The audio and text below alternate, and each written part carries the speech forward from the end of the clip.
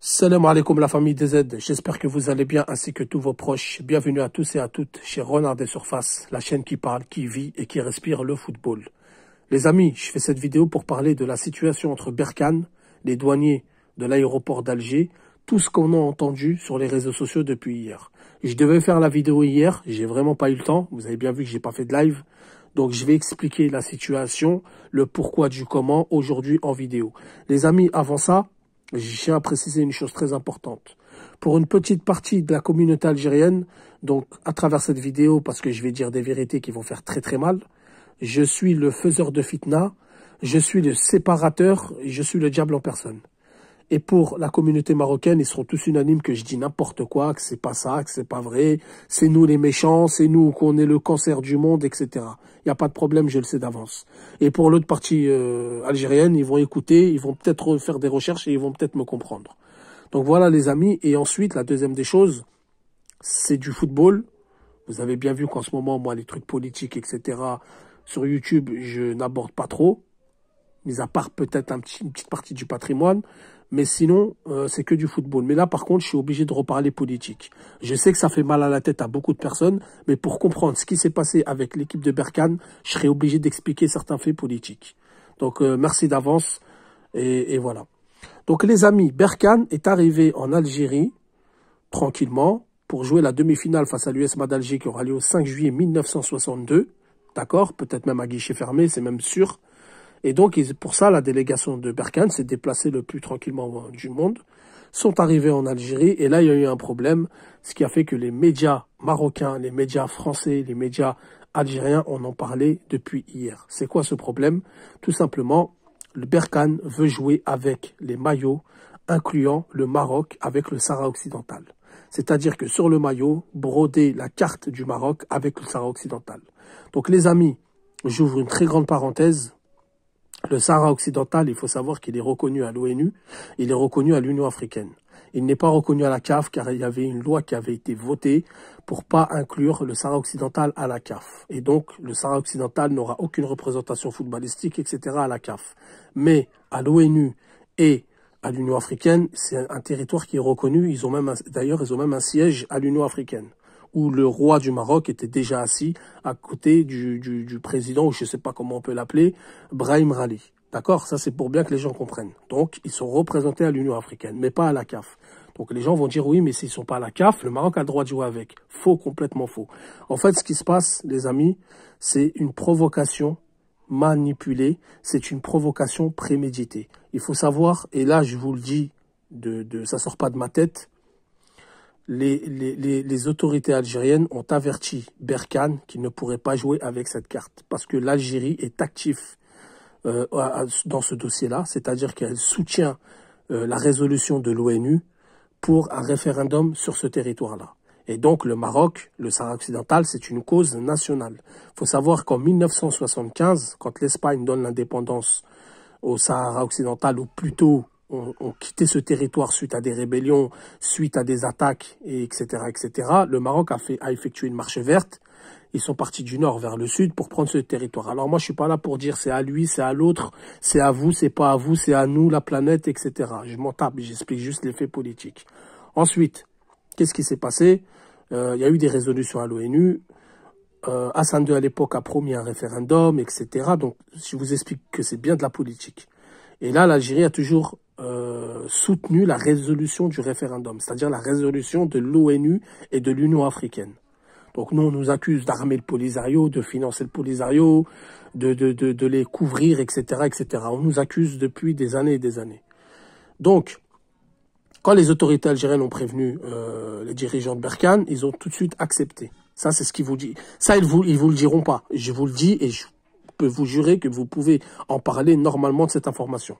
Donc, les Algériens ont prévenu les autorités marocaines, donc les dirigeants marocains de Berkane. Ils ont accepté, pas de problème, etc. Quand ils sont arrivés à l'aéroport d'Alger, les douaniers, ils ont dit on va quand même vérifier. Et en vérifiant, ils ont vu que la parole n'a pas été respectée. Et de là, ils ont dit non, on vous avait prévenu, il faut enlever la carte du Maroc. Et donc de là, s'en est suivi les appareils à photo, la pleurnicherie, la comédie club, le même spectacle qu'ils avaient fait pendant le CHAN, le même spectacle qu'ils font à chaque fois.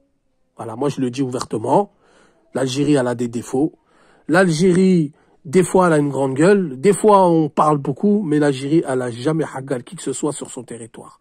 L'Algérie c'est pas une baltringue, prend pas en guet-apens les gens.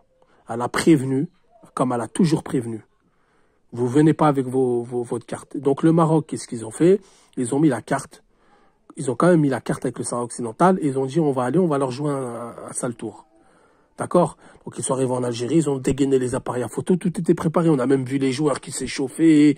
Zarma, ils avaient des crampes, ils s'échauffaient, ils étaient par terre, ils faisaient les miskines, ils tiraient des têtes. La même situation quand ils ont ramené les jeunes U17, l'équipe du CHAN, donc les U23, à l'aéroport d'Alger, ils avaient tous les têtes baissées et on les filmait comme s'ils étaient dans des camps de concentration. Tout ça, les amis, c'est une propagande marocaine. Le gouvernement marocain a déclaré une guerre médiatique, a déclaré une guerre électronique à l'Algérie. Fake news sur fake news, dénigrement, que des mauvaises informations. On a dit que l'Algérie allait participer aux Jeux Olympiques des homosexuels, ça vient des autorités marocaines. C'est des journaux qui sont tenus par des gens proches du Palais Royal. Et quand vous remarquerez, la plupart sont sionistes. Moi, je le dis ouvertement, le gouvernement marocain est pro-sioniste et sioniste et dirigé par les sionistes. C'est pour ça que je sais que ces vérités-là vont faire très très mal. Et la Raleb, c'est comme ça, c'est pas moi qui a décidé. J'aurais aimé, moi, un Maghreb uni, des vrais harbouches unis, on défonce tout sur notre passage, technologiquement, médiatiquement, footballistiquement, sportivement, ce que vous voulez. Mais hélas, on a un voisin qui est dirigé par les sionistes, les plus gros ennemis de l'Algérie. Et pour les sionistes, l'Algérie est un ennemi aussi. Donc, voilà ce qui se passe. Donc, fake news sur fake news.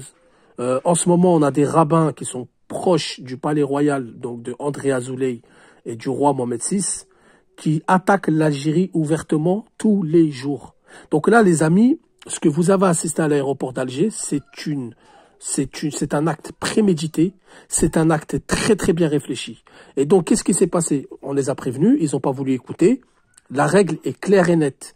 C'est jugé comme un signe politique. Tout ce qui est signe politique, même si on sait que la politique et le football c'est lié, mais tout ce qui est signe politique, c'est interdit dans le football. Donc ça veut dire que l'Algérie a demandé à la CAF qui retire leur maillot, et donc la CAF qui est en contact avec Berkane, qui aurait exigé de retirer la carte du Maroc, mais Fawzi Lekdjah qui est en train de contacter tout le monde, qui est en train de faire de cette affaire une affaire d'État, une affaire politique, qui veut médiatiser à travers le monde pour pointer du doigt l'Algérien, c'est le méchant, l'Algérien c'est le haineux du Marocain, etc., etc., est en train de remuer ciel et terre, comme on dit, pour que l'Algérie soit sanctionnée. Parce que pour Fawzi Lekdjah, il faut absolument que l'Algérie soit sanctionnée. C'est pas moi qui le dis. Les amis, vous avez des journalistes marocains qui s'activent sur Twitter pour menacer les Algériens. C'est-à-dire qu'ils sont en train de chauffer la masse populaire pour nous interdire de venir au Maroc. Et pour ceux qui auront au Maroc, de les hagar. Ça veut dire que nous, quand on va arriver au Maroc, il faut nous hagar. Ils sont en train d'appeler les autorités marocaines à ne pas nous loger dans les hôtels, à nous laisser à l'aéroport. Aller voir les matchs et rentrer à l'aéroport, dormir par terre comme des chiens. C'est leur parole. Donc, depuis qu'il y a eu des froids et des tensions entre le gouvernement algérien et le gouvernement marocain, et je le rappelle que le gouvernement algérien a fermé tout espace aérien et a fermé le gazoduc et a fermé les relations diplomatiques, tout simplement parce que le gouvernement algérien sait pertinemment qui dirige le Maroc. Les plus gros ennemis de l'Algérie, qui sont le sionisme, sont au Maroc, donc nos voisins. Et donc voilà, on ne veut plus rien avoir à faire.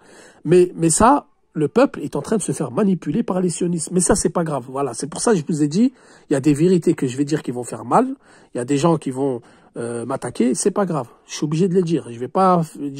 Pour ceux qui me connaissent, j'aime pas tourner autour du pot. J'aime pas faire le mec Zama. Berkane, c'est vu à l'aéroport, mais je pense qu'ils ont fait n'importe quoi. Voilà, pas de politique. Non, non. Il faut que les gens sachent. Donc, c'est une affaire politique, les amis. 100% politique. Pour ceux qui vont se laisser manipuler, pour ceux qui vont se laisser distraire, que Dieu vous guide, parce que vraiment, vous serez dans un aveuglement profond. Je répète encore une dernière fois, les autorités algériennes ont prévenu les autorités marocaines. Mais c'est le même spectacle à chaque année qu'on organise une compétition. Regardez les U17 pour l'UNAF, ils sont venus, ils ont bien été accueillis.